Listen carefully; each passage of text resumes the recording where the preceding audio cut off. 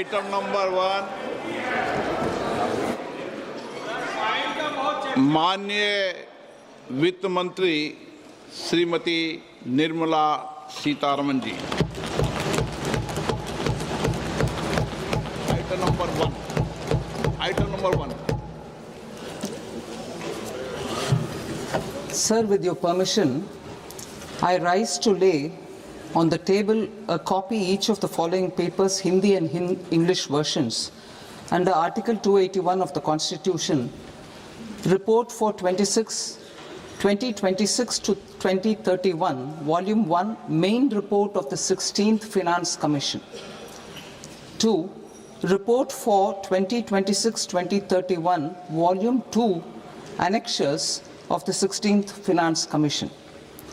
Number 3, explanatory memorandum as to the action taken on the recommendations contained in the above report. Item number 2, माननीय वित्त मंत्री निर्मला सीतारमन जी।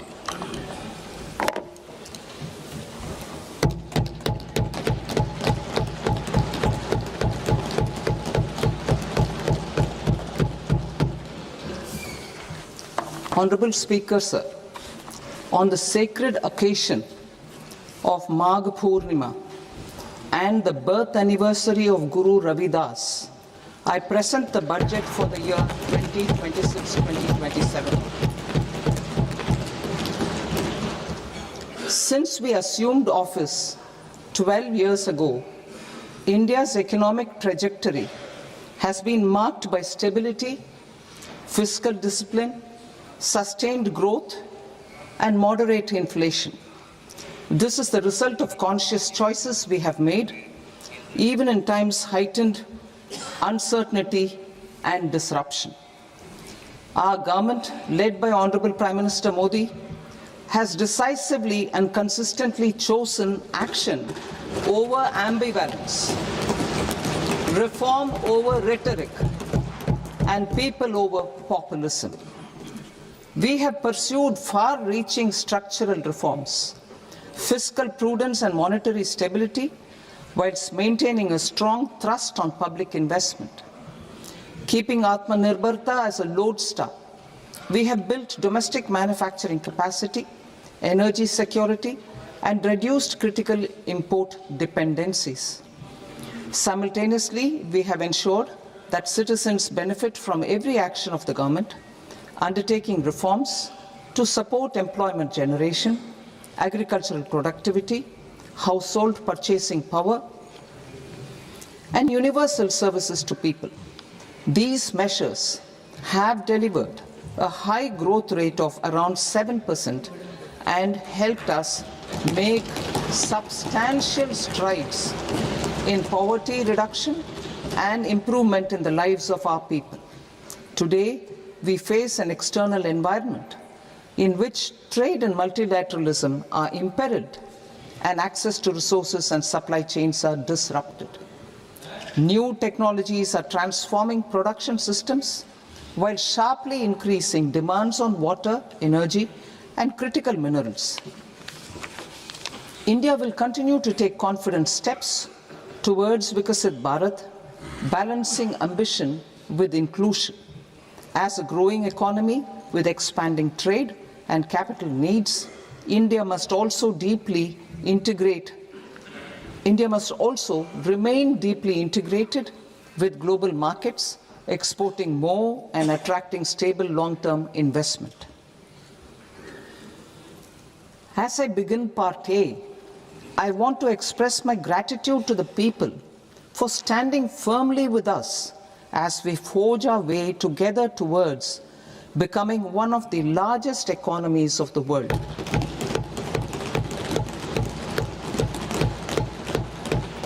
Our aim is to transform aspiration into achievement and potential into performance as we ensure that the dividends of growth reach every farmer, the scheduled caste, the scheduled tribes, the nomads, the youth, the poor, and the women.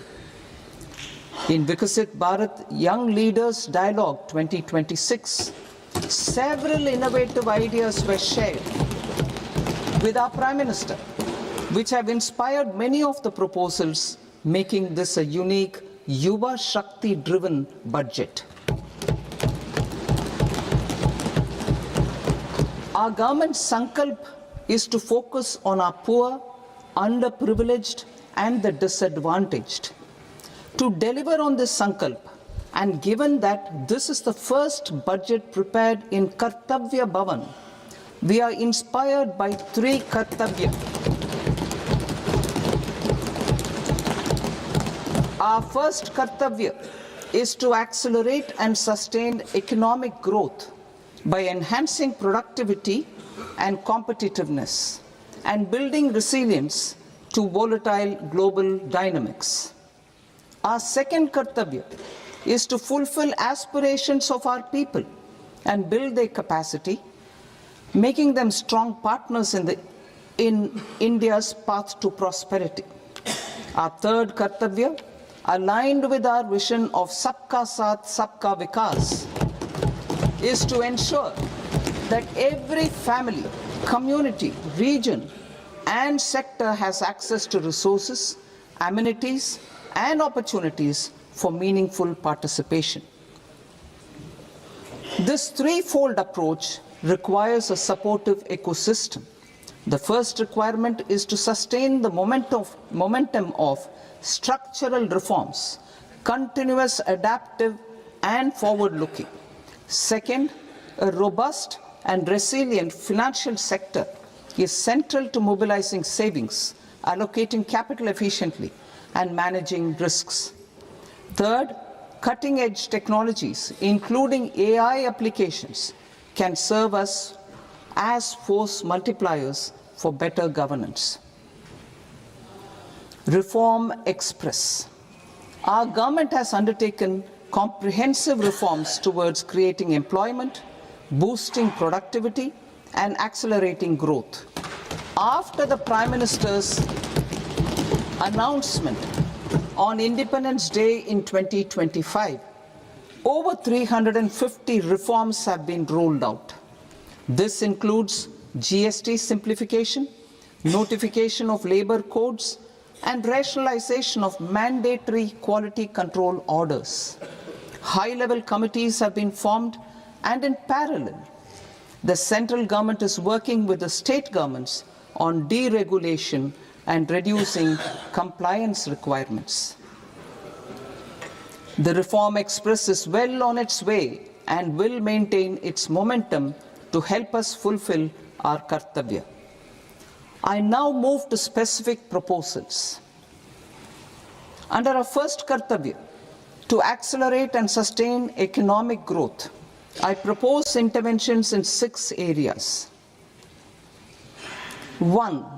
Scaling up manufacturing in 7 strategic and frontier sectors. 2. Rejuvenating legacy industrial sectors.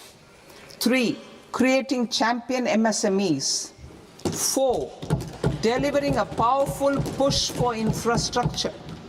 5. Ensuring long-term security and stability. And 6. Developing city economic regions. Scaling up of manufacturing in 7 strategic and frontier sectors. Biopharma Shakti, meaning biopharma strategy for health advancement through knowledge, technology, and innovation.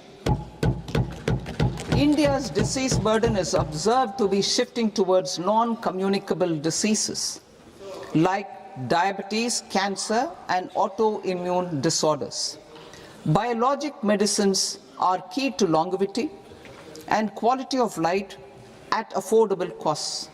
To develop India as a global biopharma manufacturing hub,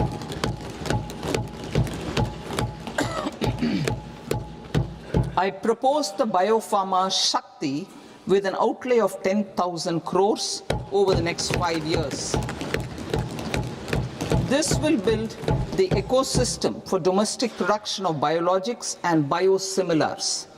The strategy will include a biopharma-focused network with 3 new national institutes of pharmaceutical education and research, popularly known as NIPERS, and upgrading 7 existing ones. It will also create a network of 1,000 accredited India clinical trials sites. We propose to strengthen the Central Drug Standard Control Organization to meet global standards and approve timeframes through and approval timeframes through a dedicated scientific review cadre and specialists. India's semiconductor mission 1.0 expanded India's semiconductor sector capabilities. Building on this, we will launch ISM 2.0 to produce equipment and materials, design full-stack Indian IP, and fortify supply chains. We will also focus on industry-led research and training centers to develop technology and skilled workforce. The Electronics Components Manufacturing Scheme, launched in April 2025, with an outlay of 22,919 crores, already has investment commitments at double the targets. We propose to increase the outlay to 40,000 crores to capitalize on this momentum.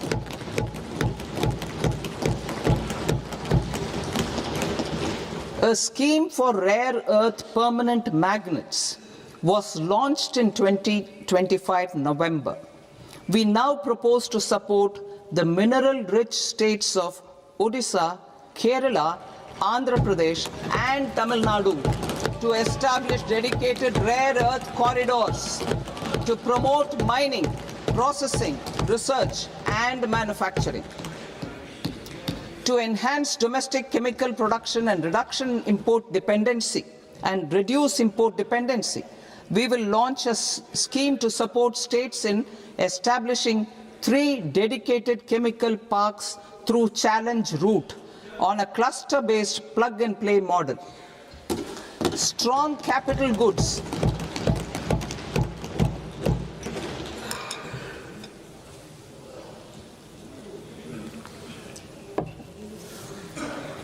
Strong capital goods capability is a determinant of productivity and quality across different sectors.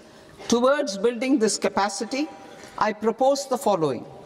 High-tech tool rooms will be established by central public sector enterprises at 2 locations as digitally enabled automated service bureaus that locally design, test, and manufacture high-precision components at scale and at lower cost.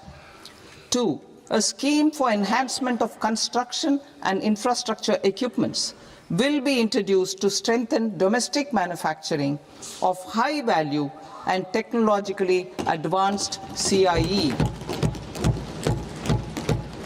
This can range from lifts in a multi-storied apartment or firefighting equipment in multiplexes, large or small, and to tunnel boring equipments for building metros and high-altitude roads. I also propose a scheme for container manufacturing to create a globally competitive container manufacturing ecosystem with a budgetary allocation of 10,000 crores over a 5-year period. For the labor-intensive textile sector, I propose an integrated program with 5 subparts. 1. The National Fiber Scheme for self-reliance in natural fibers, such as silk, wool, and jute, man-made fibers, and new age fibers. Textile expansion and employment scheme to modernize traditional clusters with capital support for machinery, technology upgradation, and common testing and certification centers. 3. The National Handloom and Handicraft Program to integrate and strengthen existing schemes and ensure targeted support for weavers and artisans. Tex Eco Initiative to promote globally competitive and sustainable textiles and apparels. Samarth 2.0 to modernize the upgrade the textile skilling ecosystem through collaboration with industry and academic institutions. Further, I propose to set up mega textile parks in challenge mode. They can also focus on bringing value addition to technical textiles. I propose to launch the Mahatma Gandhi Gram Swaraj initiative to strengthen khadi, handloom and handicrafts. This will help in global market linkage and branding. It will streamline and support training, skilling, quality of process and production. This will benefit our weavers, village industries, One District, One Product ODOP initiative and also our rural youth. India has the potential to emerge as a global hub for high quality, affordable sports goods. I propose a dedicated initiative for sports goods that will promote manufacturing, research and innovation in equipment design as well as material sciences. Rejuvenation of legacy industrial clusters. I propose to introduce a scheme to revive 200 legacy industrial clusters to improve their cost competitiveness and efficiency through infrastructure and technology upgradation. Creating champion SMEs and supporting micro enterprises. Recognizing MSMEs as a vital engine of growth, I propose a three-pronged approach to help them grow as champions. Equity support. I propose to introduce a dedicated 10,000 crores SME growth fund to create future champions, incentivizing enterprises based on select criteria. I also propose to top up the Self-Reliant India Fund set up in 2021 with 2,000 crores to continue support to micro enterprises and maintain their access to risk capital. Liquidity support. With TREDS, more than 7 lakh crore has been made available to MSMEs. To leverage its full potential, I propose 4 measures. 1. Mandate TREDS as the transaction settlement platform for all purchases from MSMEs by CPSEs, serving as a benchmark for other corporates. 2. Introduce a credit guarantee support mechanism through CGTMSE for invoice discounting on TREDS platform. 3. Link GEM with TREDS for sharing information with financiers about government purchases from MSMEs, encouraging cheaper and quicker financing. 4. Introduce TREDS receivables as asset-backed securities, helping develop a secondary market, enhancing liquidity and settlement of transactions. Professional support. Government will facilitate professional institutions such as the ICAI, ICSI, ICMAI to design short-term modular courses and practical tools to develop a cadre of corporate mitras, especially in Tier 2 and Tier 3 towns. These accredited para-professionals will help MSMEs meet compliance requirements at affordable costs. Infrastructure. During this past decade, our government has undertaken several initiatives for large-scale enhancement of public infrastructure, including through new financing instruments such as Infrastructure Investment Trust (InvITs) and Real Estate Investment Trust (REITs), and institutions like NIIF and NABFID. We shall continue to focus on developing infrastructure in cities with over 5 lakh population, that is Tier 2, Tier 3 cities, which have expanded to become growth centers. Public capital expenditure has increased manifold from 2 lakh crore in 2014-15 to an allocation of 11.2 lakh crore in BE 25-26. In this coming year, that is financial year 2026-27, I propose to increase it to 12.2 lakh crores to continue the momentum.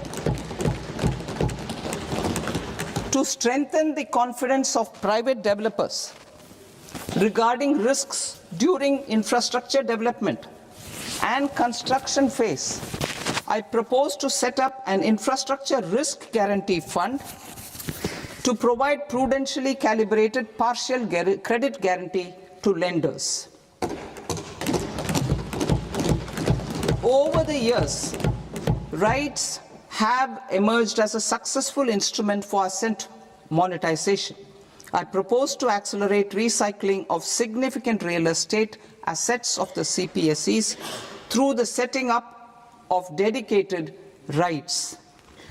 To promote environmentally sustainable movement of cargo, I propose to 1. Establish new dedicated freight corridors connecting Dankuni in the east to Surat in the west. Operationalize 20 new national waterways over the next 5 years. Starting with National Waterways 5 in Orissa to connect mineral-rich areas of Talcher and Angul and industrial centers like Kalinga Nagar to the ports of Paradeep and Dhamra. Training institutes will be set up as regional centers of excellence for development of required manpower for these waterways. This will benefit youth in the entire stretch of the waterways to train and acquire skills. Further, a ship repair ecosystem catering to inland waterways will also be set up at Varanasi and Patna. And C, launch a coastal cargo promotion scheme for incentivizing a modal shift from rail to road to increase the share of inland waterways and coastal shipping from 6% to 12% by 2047. To enhance last mile and remote connectivity and promote tourism, I propose to give incentives to indigenize manufacturing of seaplanes. A seaplane VGF scheme will be also introduced to provide support for operations. Carbon capture, utilization and storage. Aligning with the roadmap launched in December 2025, the carbon capture, utilization and storage technologies at scale will achieve higher readiness and in end-use application across 5 industrial sectors, including power, steel, cement, refineries, and chemicals. An outlay of 20,000 crore is proposed over the next 5 years for this purpose.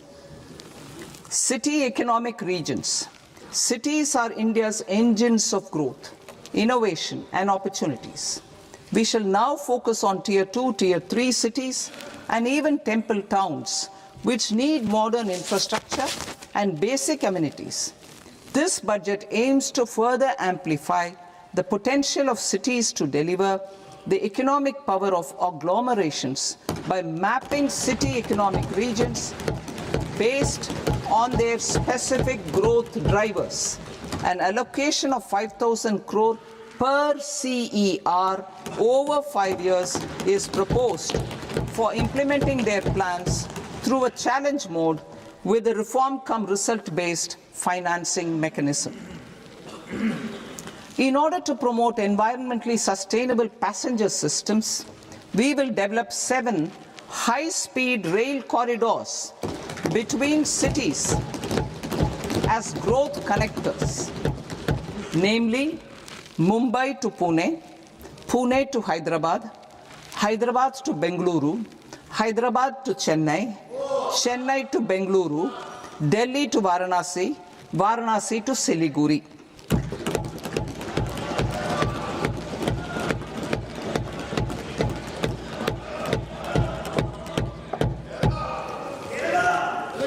Financial sector. The Indian banking sector today is characterized by strong balance sheet, historic highs in profitability, improved asset quality, and coverage exceeding 98% of villages in the country. At this juncture, we are well placed to futuristically evaluate the measures needed to continue on the path of reform-led growth of this sector. I propose setting up a high-level committee on banking for Viksit Bharat. High-level committee on banking for Viksit Bharat to comprehensively review the sector and align it with India's next phase of growth, while safeguarding financial stability, inclusion, and consumer protection. The vision for NBFCs for Viksit Bharat has been outlined with clear targets for credit disbursement and technology adoption in order to achieve scale and improve efficiency in the public sector NBFCs. As a first step, it is proposed to restructure the Power Finance Corporation and Rural Electrification Corporation. I propose a comprehensive review of the foreign exchange management non-debt instruments rules to create a more contemporary, user-friendly framework for foreign investments consistent with India's evolving economic priorities.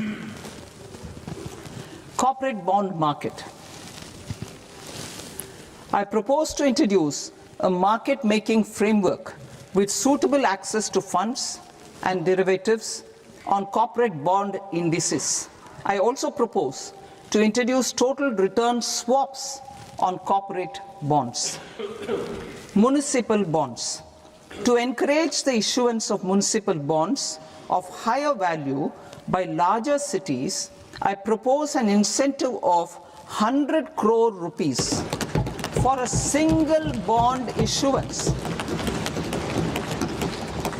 100 crore rupees for a single bond issuance of more than 1,000 crore. The current scheme under Amrit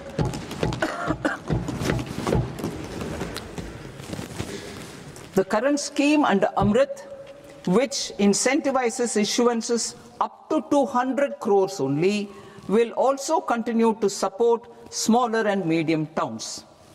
That will also continue to support the smaller and medium towns. Ease of doing business. Individual persons resident outside India, PROI, will be permitted to invest in equity instruments of listed Indian companies through the portfolio investment scheme. It is also proposed to increase the investment limit for an individual PROI under the scheme from 5% to 10%, with an overall investment limit for all individual PROIs to 24% from the current 10%. Emerging technologies including AI. 21st century is technology driven. Adoption of technology is for the benefit of all people. Farmers in the field, women in STEM, youth keen to upskill, and Divyangjan to access newer opportunities. The government has taken several steps to support new technologies through AI Mission, National Quantum Mission, Anusandhan National Research Fund, and Research and Development and Innovation Fund. Our second kartavya is to fulfill aspirations and build capacities. Close to 25 crore individuals have come out of multi-dimensional poverty through a decade of our government's sustained and reform-oriented efforts.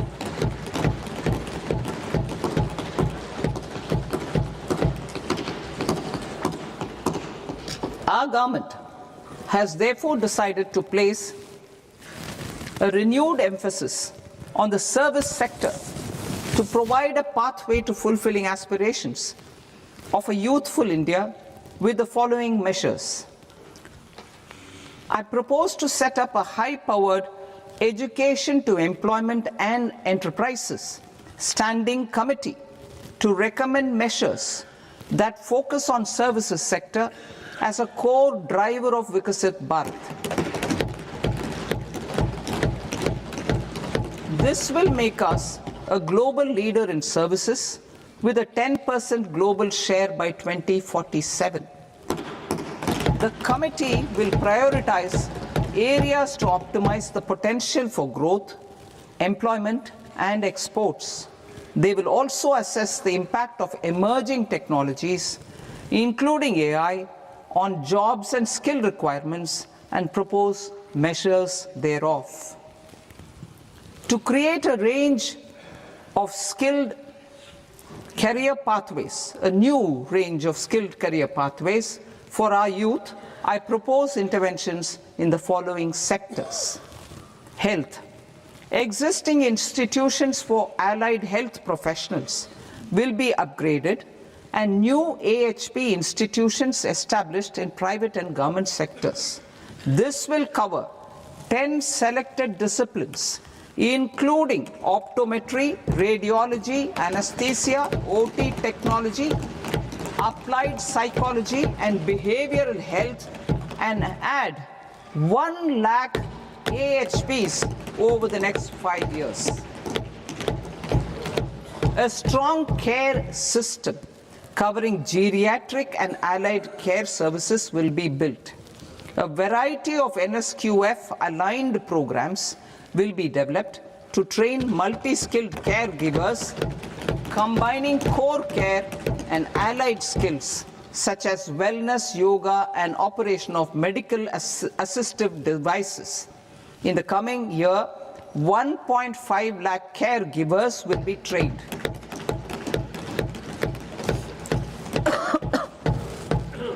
Hubs for medical value tourism. To promote India as a hub for medical tourism services, I propose to launch a scheme to support states in establishing 5 regional medical hubs in partnership with the private sector. These hubs will serve as integrated healthcare complexes that combine medical, educational, and research facilities. They will have Ayush centers, medical value tourism facilitation centers, and infrastructure for diagnostics, post-care, and rehabilitation. These hubs will provide diverse opportunities, job opportunities for health professionals, including doctors and AHPs. Ancient Indian yoga, already respected in several parts of the world, was given a mass global recognition when Honorable Prime Minister took it to the UN. Post-COVID, Ayurveda gained a similar global acceptance and recognition. Exporting quality Ayurveda products helps farmers who grow the herbs and youth who process the products. To meet growing global demand, a few more steps are being taken. I propose to 1. Set up 3 new All India Institutes of Ayurveda. 2. Upgrade Ayush pharmacies and drug testing labs for higher standards of certification ecosystem and make available more skilled personnel. 3. Upgrade the WHO Global Traditional Medicine Center in Jamnagar to bolster evidence-based research, training, and awareness for traditional medicine. Animal husbandry. Livestock contributes to close to 16% of farm income, including of poor and marginal households. To scale up availability of veterinary professionals by more than 20,000, I propose to roll out a loan-linked capital subsidy support scheme for establishment of veterinary and para-veterinary colleges, veterinary hospitals, diagnostic laboratories, and breeding facilities in private sector. Collaboration between Indian and foreign institutions will also be facilitated.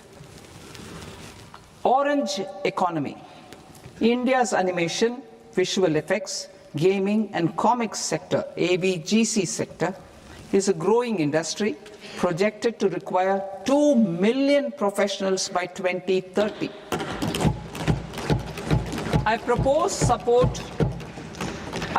to support the Indian Institute of Creative Technologies, Mumbai, in setting up AVGC content creator labs in 15,000 secondary schools all over the country and 500 colleges. The Indian design industry is expanding rapidly, and yet there is a shortage of Indian designers. I propose to establish, through Challenge Route, a new National Institute of Design to boost design education and development in the eastern region of India. Education. Our government will support states through Challenge Route in creating 5 university townships in the vicinity of major industrial and logistics corridors. These planned academic zones will host multiple universities, colleges and research institutions, skill centers and residential complexes. In higher education, STEM institutions, prolonged hours of study and laboratory work pose some challenges for girl students. Through VGF, Viability Gap Funding and capital support, one girls' hostel will be established in every district.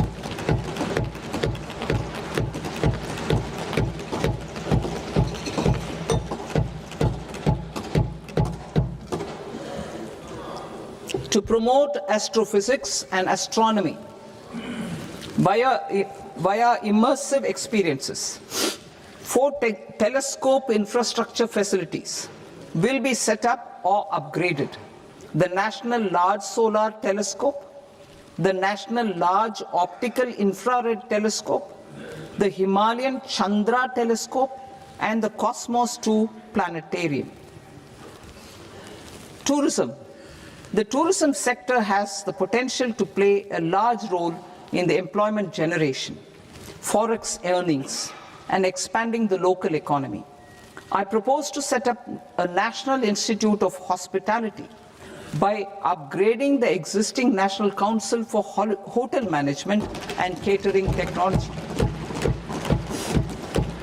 It will function as a bridge between academia, industry, and government. I also propose a pilot scheme for upskilling 10,000 guides in 20 iconic tourist sites through a standardized, high-quality, 12-week training course in hybrid mode in collaboration with the Indian Institute of Management. A national destination digital knowledge grid will be established to digitally document all places of significance, cultural, spiritual, and heritage. This initiative will create a new ecosystem of jobs for local researchers, historians, content creators, and technology partners. India has the potential and opportunity to offer world-class trekking and hiking experience. We will develop ecologically sustainable mountain trails in Himachal Pradesh, Uttarakhand, and Jammu Kashmir. Also in Araku Valley in the Eastern Ghats and Podigai Malai in the Western Ghats. Turtle trails along key nesting sites in the coastal areas of Odisha Karnataka and Kerala. And 3, bird watching trails along the Pulikat Lake in Andhra Pradesh, Tamil Nadu. It's on the border. Under the visionary leadership of Honorable Prime Minister, we established the International Big Cat Alliance in 2024. This year, India is hosting the first ever Global Big Cat Summit, where heads of governments and ministers from 95 range countries will deliberate on collective strategies for conservation. Heritage and culture tourism. I propose to develop 15 archaeological sites, including Lothal, Dolavira, Rakhi Gadi, Adichanallur, Saranath, Hastinapur, and Leh Palace into vibrant experiential cultural destinations. Excavated landscapes will be open to the public through curated walkways. Immersive storytelling skills and technologies will be introduced to help conservation labs, interpretation centers, and guides. The sports sector provides multiple means of employment, skilling, and job opportunities. Taking forward the systematic nurturing of sports talent, which is set in motion through the Khelo India program earlier, I propose to launch a Khelo India mission to transform the sports sector over the next decade. The mission will facilitate an integrated talent development pathway supported by training centers, which are foundational, intermediate, and elite levels. B, systematic development of coaches and support staff. C, integration of sports science and technology. D, competitions and leagues to promote sports culture and provide platforms. And E, development of sports infrastructure for training and competition.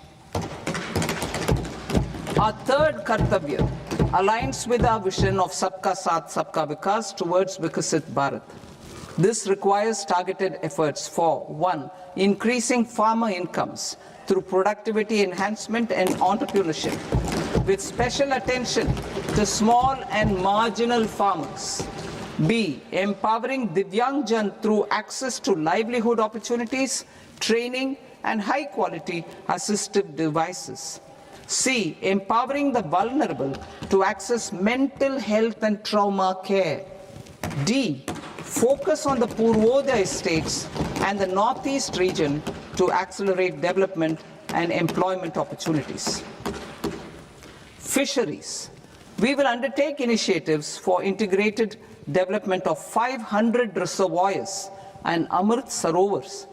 2, strengthen the fisheries value chain in coastal areas and enable market linkages involving startups and women-led groups together with fish farmer producer organizations. Animal husbandry.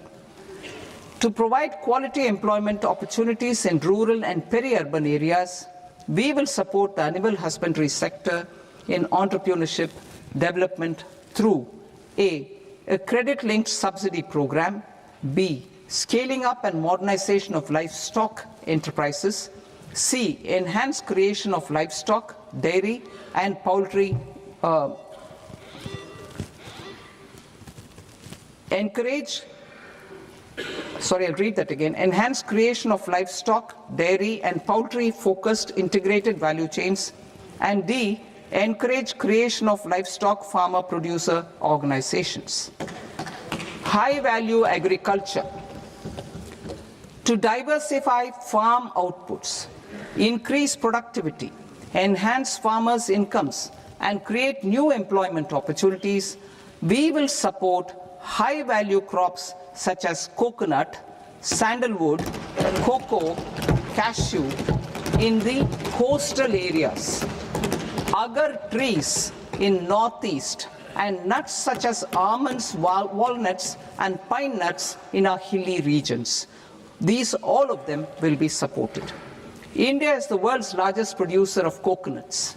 About 30 million people including nearly 10 million farmers, depend on coconuts for their livelihood. To further enhance competitiveness in coconut production, I propose a coconut promotion scheme to increase production and enhance productivity through various interventions, including replacing and non-productive trees with new saplings or plants or varieties in major coconut growing states. A dedicated program is proposed for Indian cashew and cocoa to make India self-reliant in raw cashew and coconut production and processing, enhance export competitiveness, and transform Indian cashew and Indian cocoa into premium global brands by 2030. Sandalwood. Sandalwood is closely linked to India's social and cultural heritage. Our government will partner with state governments to promote focused cultivation and post-harvest processing to restore the glory of the Indian sandalwood ecosystem, to rejuvenate old, low-yielding orchards, and expand high-density cultivation of walnuts, almonds, and pine nuts. We will support a dedicated program to enhance farmer incomes and in bringing value addition by engaging youth. Bharat Vistar, that is virtually integrated system to access agricultural resources. I propose to launch Bharat Vistar, a multilingual AI tool that shall integrate the AgriStack portals and the ICAR package on agricultural practices with AI systems. This will enhance farm productivity, enable better decisions for farmers, and reduce risk by providing customized advisory support. She Marts for rural women-led enterprises. Building on the success of Lakpati Didi program, I propose to help women take the next step from credit-linked livelihoods to being owners of enterprises. Self-help entrepreneur, She Marts will be set up as community-owned retail outlets within the cluster-level federations through enhanced and innovative financing instruments. Empowering Divyangjan. Divyangjan Kaushal Yojana. Information technology, AVGC sectors, hospitality and food and beverages sectors often offer task-oriented and process-driven roles which are suitable for Divyangjan. We will ensure dignified livelihood opportunities through industry-relevant and customized training specific to each Divyangjan group. Divyang Sahara Yojana. Timely access to high-quality assistive devices for all eligible Divyangjan is a fundamental need. I propose to 1. Support the Artificial Limbs Manufacturing Corporation of India, ALIMCO, to set up and to scale up production of assistive devices, invest in R&D and AI integration, strengthen PM Divyasha Kendras, and support setting up of assistive technology marts as modern retail style centers where Divyangjan and senior citizens can see, try and purchase assistive products. Reaffirming our commitment to mental health and trauma care. There are no national institutes for mental health care in North India. We will therefore set up a NIMHANS 2 and also upgrade national mental health institutes in Ranchi and in Tezpur as regional apex institutions. Emergencies expose families, particularly the poor and vulnerable, to unexpected expenditure. We will strengthen and increase these capacities by 50% in district hospitals by establishing emergency and trauma care centers. Focus on Purvodaya states and northeastern regions. Purvodaya, I propose the development of an integrated East Coast industrial corridor with a well-connected node at Durgapur, creation of 5 tourism destinations in 5 Purvodaya states, and the provision of 4,000 e-buses. Buddhist sites in northeastern region. The northeastern region is a civilizational confluence of Theravada and Mahayana or Vajrayana traditions. I propose to launch a scheme for development of Buddhist circuits in Arunachal Pradesh, Sikkim, Assam, Manipur, Mizoram, and Tripura. The scheme will cover preservation of temples and monasteries, pilgrimage interpretation centers, connectivity, and pilgrim amenities. 16th Finance Commission. On 17th November 2025, the 16th Finance Commission submitted its report to the President. As mandated under Article 281 of the Constitution, the government is to lay the report along with the explanatory memorandum on the action taken report on the recommendations of the Commission in Parliament, which, Sir, Honourable Speaker, you've allowed me to do at the commencement of this session. The government has accepted the recommendation of the Commission to retain the vertical share of devolution at 41%. As recommended by the Commission, I have provided 1.4 lakh crores of rupees to the states for the year 2026-2027 as Finance Commission grants. These include rural and urban local body and disaster management grants. Fiscal consolidation. Government has been delivering on our fiscal commitments consistently without compromising on social needs. To strive towards accepted standards of fiscal management in Budget 25-26, I had indicated that the central government would target reaching a debt to GDP ratio of 50 plus or minus 1% by 2030-31. In line with this, the debt to GDP ratio is estimated to be 55.6% of GDP in BE 26-27. compared to 56.1% of GDP in RE 25-26. A declining debt to GDP ratio will gradually free up resources for priority sector lending and expenditure by reducing the outgo on interest payments. One of the main operational instruments for debt targeting is the fiscal deficit. I am happy to inform this august House that I fulfilled my commitment made in 2021-2022 to reduce fiscal deficit below 4.5% of GDP by 25-26. In RE 25-26, the fiscal deficit has been estimated at par with BE of 2025-26 at 4.4% of GDP. In line with the new fiscal prudence path of debt consolidation, the fiscal deficit in BE 26-27 is estimated to be 4.3% of the GDP.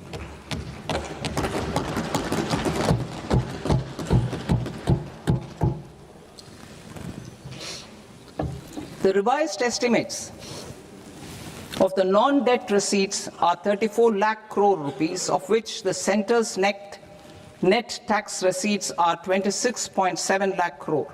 The revised estimate of the total expenditure is 49.6 lakh crore rupees, of which the capital expenditure is about 11 lakh crores.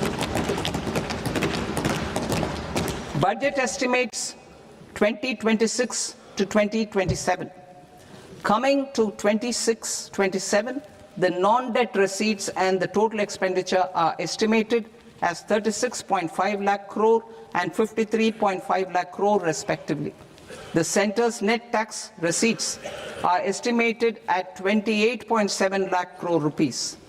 To finance the fiscal deficit, the net market borrowings from dated securities are estimated at 11.7 lakh crore rupees. The balance financing is expected to come from small savings and other sources. The gross market borrowings are estimated at 17.2 lakh crore rupees. I'll now move to Part B. Part B, direct taxes.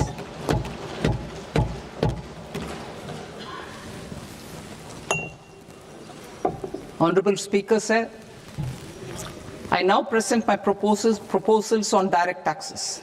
New Income Tax Act. In July 2024, I announced a comprehensive review of the Income Tax Act 1961. This was completed in a record time, and the Income Tax Act 2025 will come into effect from 1st April 2026. The simplified income tax rules and forms will be notified shortly, giving adequate time to taxpayers to acquaint themselves with its requirements. The forms have been redesigned such that ordinary citizens can comply without difficulty. Ease of living.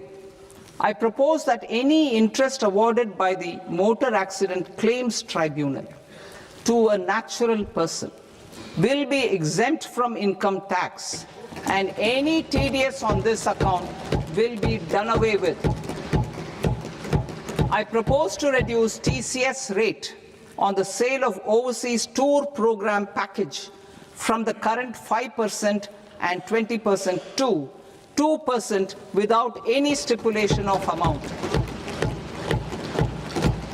I propose to reduce TCS rate for pursuing education and for medical purposes under the Liberalized Remittance Scheme, popularly known as LRS, from 5% to 2%. Supply of manpower services is proposed to be specifically brought within the ambit of payment to contractors for the purpose of TDS to avoid ambiguity. Thus, TDS on these services will be at the rate of either 1% or 2% only.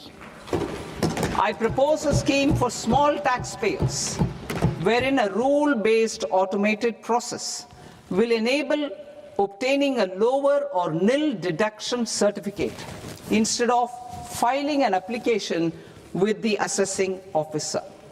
For the ease of taxpayer holding securities in multiple companies, I propose to enable depositories to accept Form 15G or Form 15H from the investor and provide it directly to various relevant companies. I propose to extend time available for revising returns from 31st December to up to 31st March with the payment of a nominal fee. I also propose to stagger the timeline for filing of tax returns. Individuals with ITR 1 and ITR 2 returns will continue to file till 31st July, and non-audit business cases or trusts are proposed to be allowed time till 31st August. TDS on sale of immovable property by a non-resident is proposed to be deducted and deposited through resident buyers and his or her PAN-based challan instead of requiring a TAN, which is a temporary accounting number. To address practical issues of small taxpayers like students, young professionals, tech employees, relocated NRIs, and such others, I propose to introduce a one-time 6-month foreign asset disclosure scheme for these taxpayers to disclose income or assets below a certain size. This scheme would be applicable for two categories of taxpayers, namely, A, who did not disclose their overseas income or assets, and B, who disclose their overseas income and or paid due tax but could not declare the asset acquired. For category A, the limit of undisclosed income or asset is proposed to be up to 1 crore rupees. They need to pay 30% of fair market value of asset or 30% of undisclosed income as tax and 30% as additional income tax in lieu of penalty and would thereby get immunity from prosecution. For category B, asset value is proposed to be up to 5 crore rupees. Here, immunity from both penalty and prosecution will be available with a payment of fee of 1 lakh rupees. Rationalizing penalty and prosecution. Multiplicity of proceedings are hindrance to the ease of doing business. I propose to integrate assessment and penalty proceedings by way of a common order for both. There will be no interest liability on the taxpayer on the penalty amount for the period of appeal before the first appellate authority, irrespective of the outcome of appeal process. Further, quantum of prepayment is being reduced from 20% to 10% and will continue to be calculated only on core tax demand. As an additional measure for reducing litigation, I propose to allow taxpayers to update their returns even after reassessment proceedings have been initiated, and an additional 10% tax rate over and above the rate applicable for the relevant year. The assessing officer will then use only this updated return in his proceedings. There is already a framework for immunity from penalty and prosecution in the cases of underreporting. I propose to apply this framework for immunity to misreporting too. However, in such a case, the taxpayer will need to pay 100% of the tax amount as an additional income tax over and above the tax and interest due. Penalties for certain technical defaults, such as failure to get accounts audited, non-furnishing of transfer pricing audit report, and default in furnishing statement for financial transactions are proposed to be converted into fee.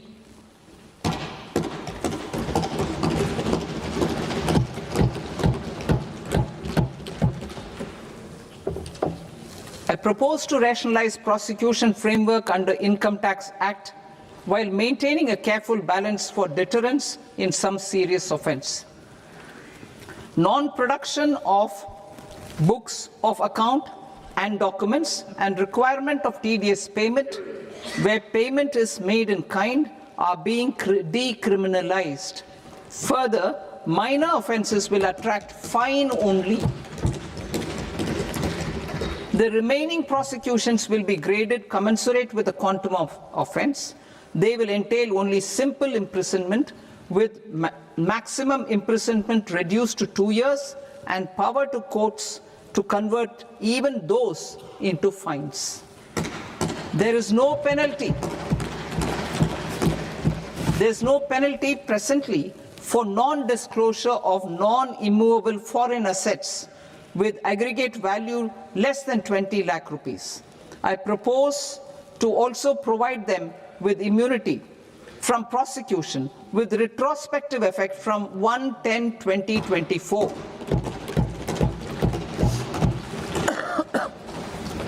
Cooperatives. Deduction is already allowed to a primary cooperative society engaged in supplying milk, oilseeds, fruits or vegetables raised or grown by its members. I propose to extend this deduction to also include supply of cattle feed and cotton seed produced by its members. I propose to allow inter-cooperative society dividend income as deduction under the new tax regime to the extent it is further distributed to its members. I further propose to allow exemption for a period of 3 years to dividend income received by a notified national cooperative federation on their investments made in companies up to 31/1/2026. This exemption would be allowed only for dividends further distributed to its member cooperatives. Supporting IT sector as India's growth engine. India is a global leader in software development services, IT-enabled services, knowledge process outsourcing services, and contract R&D services relating to software development. These businesses and their segments are quite interconnected with each other. All these services are proposed to be clubbed under a single category of information technology services with a common safe harbor margin of 15.5% applicable to all. The threshold for availing safe harbor for IT services is being enhanced substantially from 300 crore rupees to 2,000 crore rupees. Safe harbor for IT services shall be approved by an automated rule-driven process without any need for tax officer to examine and accept the application. Once applied by an IT services company, the same safe harbor can be continued for a period of 5 years at a stretch at its choice. For IT services companies who want to conclude advanced pricing agreement, APA, I propose to fast-track unilateral APA process for IT services and endeavor to conclude it within a period of 2 years. The period of 2 years can be extended by a further period of 6 months on taxpayers' request. I propose to extend the facility of modified returns available to the entity entering APA to its associated entities also. Attracting global business and investment. Recognizing the need to enable critical infrastructure and boost investment in data centers, I propose to provide tax holiday till 2047 to any foreign company that provides cloud services to customers globally by using data center services from India. It will, however, need to provide services to Indian customers through an Indian reseller entity. I also propose to provide a safe harbor of 15% on cost in case the company providing data center services from India is a related entity. To harness the efficiency of just-in-time logistics for electronic manufacturing, I propose to provide safe harbor to non-residents for component warehousing in a bonded warehouse at a profit margin of 2% of the invoice value. The resultant tax of about 0.7% will be much lower than in competing jurisdictions. To provide fillip to toll manufacturing in India, I propose to provide exemption from income tax for 5 years to any non-resident who provides capital goods, equipment, or tooling to any toll manufacturer in a bonded zone. To encourage vast pool of global talent to work in India for a longer period of time, I propose to provide exemption to global, non-India sourced income of a non-resident expert for a stay period of 5 years under notified schemes. I propose to provide exemption from minimum alternate tax, the MAT, to all non-residents who pay tax on presumptive basis. Tax administration. I propose to constitute a joint committee of Ministry of Corporate Affairs and Central Board of Direct Taxes for incorporating the requirements of income computation and disclosure standards, the ICDS, in the Indian Accounting Standards Ind AS itself. Separate accounting requirement based on ICDS will be done away with from the tax year 27-28.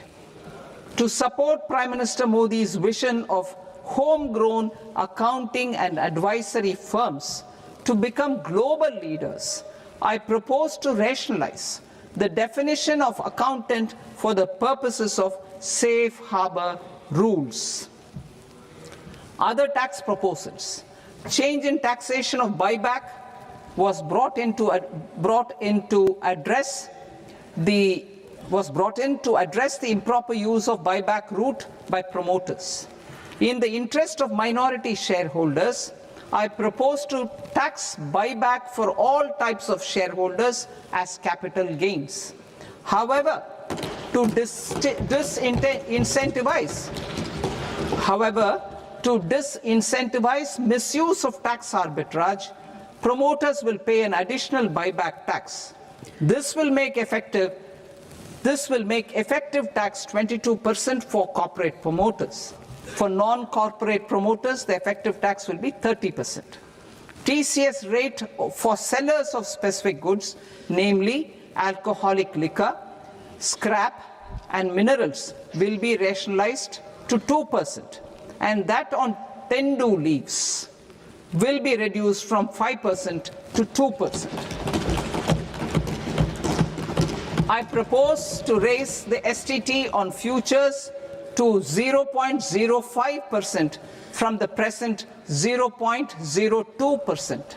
STT on options premium and exercise of options are both proposed to be raised to 0.15% from the present rate of 0.1% and 0.125% respectively. We reformed the taxation landscape for corporates in 2019 by providing them a simplified regime with lower tax rate so that they could productively focus on business rather than on claim of deductions and exemptions. To encourage companies to shift to the new regime, set off of brought forward MAT credit, minimum alternate tax credit, is proposed to be allowed to companies only in the new regime. Set off using available MAT credit is proposed to be allowed to an extent of 1/4 of the tax liability in the new regime. MAT is proposed to be made final tax, so there will be no further credit accumulation from 1st April 2026. In line with this change, the rate of final tax is being reduced to 14% from the current MAT rate of 15%. The brought forward MAT credit of taxpayers accumulated till 30th March 2026 will continue to be available to them for set-off as above. Indirect taxes. I shall now take up proposals related to indirect taxes.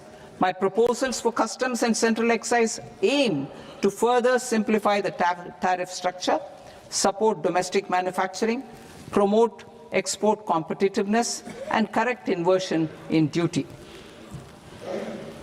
To continue weeding out long-continuing customs duty exemptions, I propose to remove certain exemptions on items which are being manufactured in India or where the imports are negligible. Similarly, to further simplify the process of ascertaining the rate of duty applicable on a particular item, I propose to incorporate certain effective rates in various customs notifications to the tariff schedule itself. I shall now take up sector-specific proposals. Promotion of exports of marine, leather, and textile products. I propose to increase the limit for duty-free imports of specified inputs used for processing seafoods for export from the current 1% to 3% of FOB value of the previous year's export turnover. I also propose to allow duty-free imports of specified inputs, which is currently available for exports of leather or synthetic footwear, to exports of shoe uppers as well. I propose to extend the time period for export of final product from the existing 6 months to 1 year for exporters of leather or textile garments, leather or synthetic footwear, and other leather products. Energy transition and security.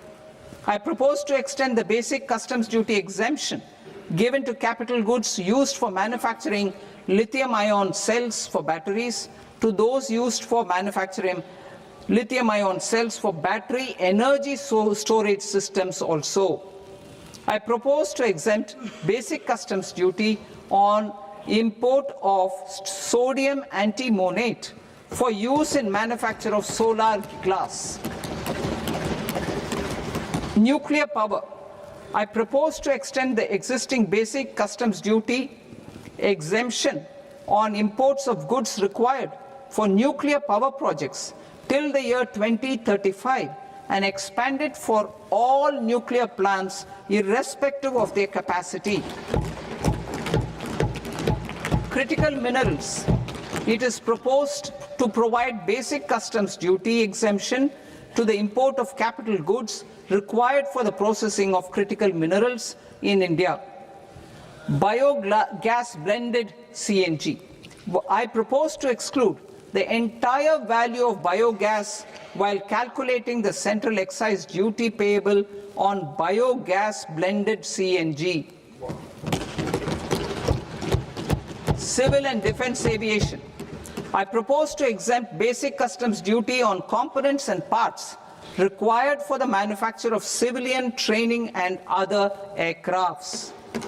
It is proposed to exempt basic customs duty on raw materials imported for the manufacture of parts of aircraft to be used in maintenance, repair, or overall requirements by units in the defense sector. Electronics.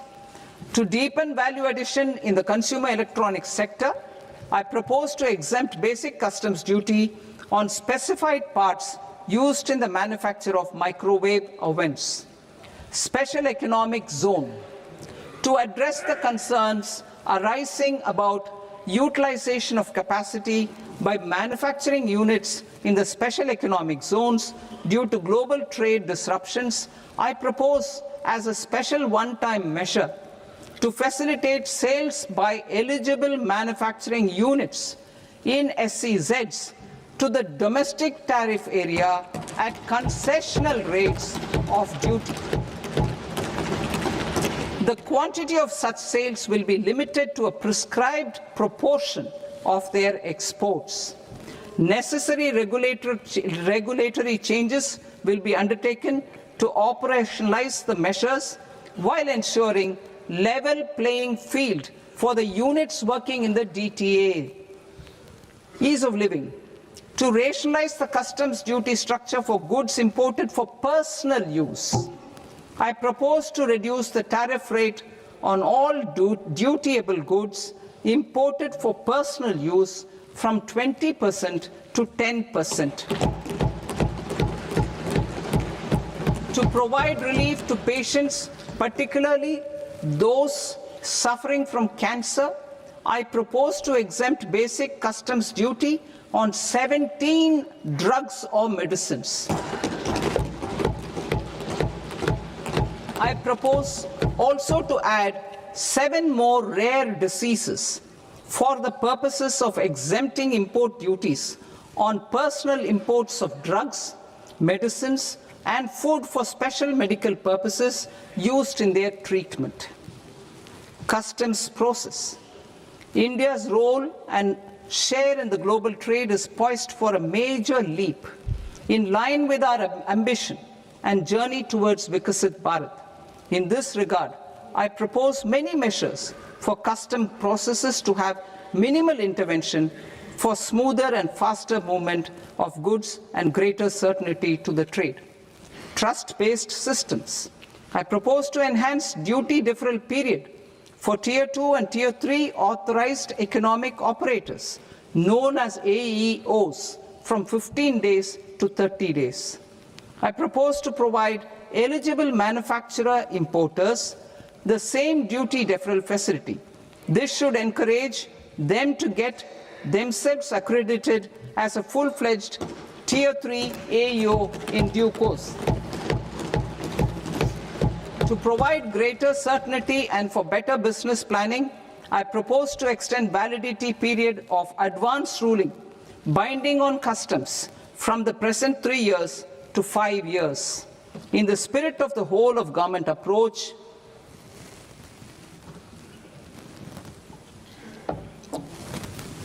government agencies will be encouraged to leverage AEO accreditation for preferential treatment in clearing their cargo. Regular importers with trusted long-standing supply chains will be recognized in the risk system so that the need for verification of their cargo every time can be minimized. Export cargo using electronic sealing. Export cargo using electronic sealing will be provided through clearance from the factory premises to the ship. For import of goods not needing any compliance, filing of bill of entry by a trusted importer and arrival of goods will automatically notify customs for completing their clearance formalities. This will enable goods to be released immediately on arrival. The customs warehouse framework will be transformed into a warehouse operator-centric system with a self-declarations, electronic tracking, and risk-based audit.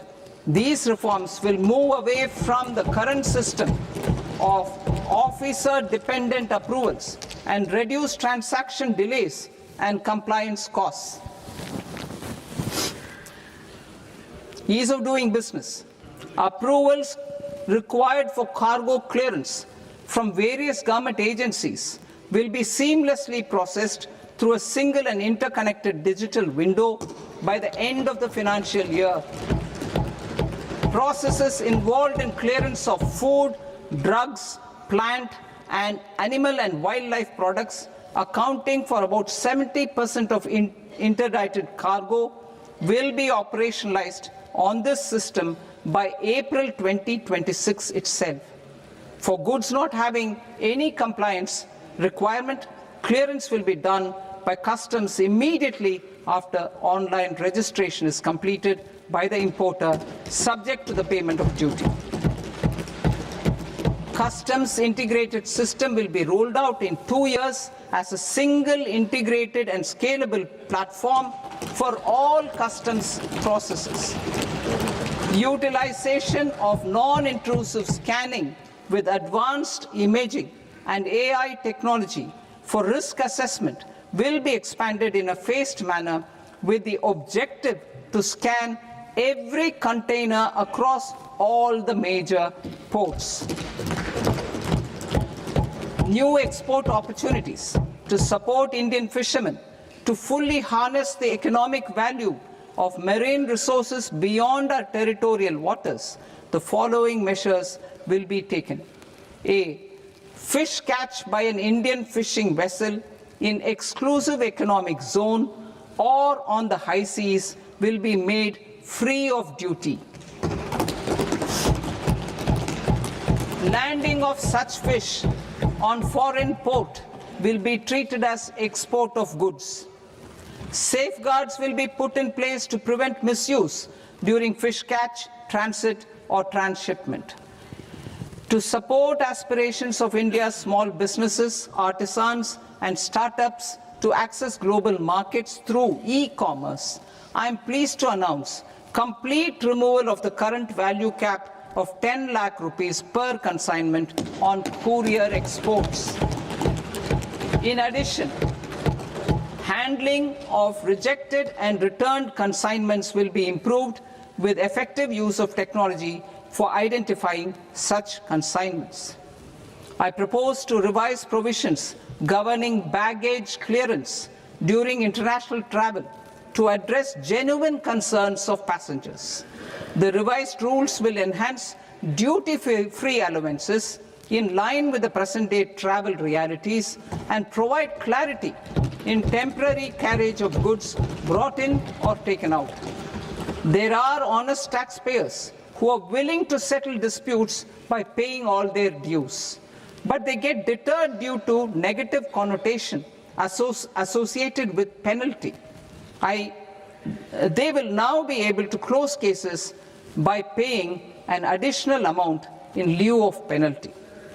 Honorable Speaker, sir, with this, I commend the budget to this august House. Jai Hind.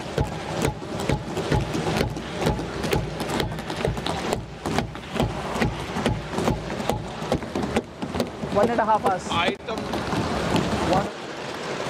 Item number 3 माननीय वित्त मंत्री जी।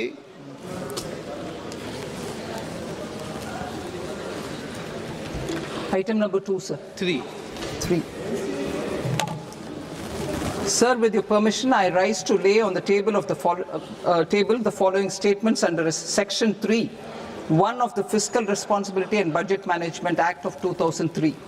Medium-term fiscal policy, fiscal policy strategy statement, and macroeconomic framework statement.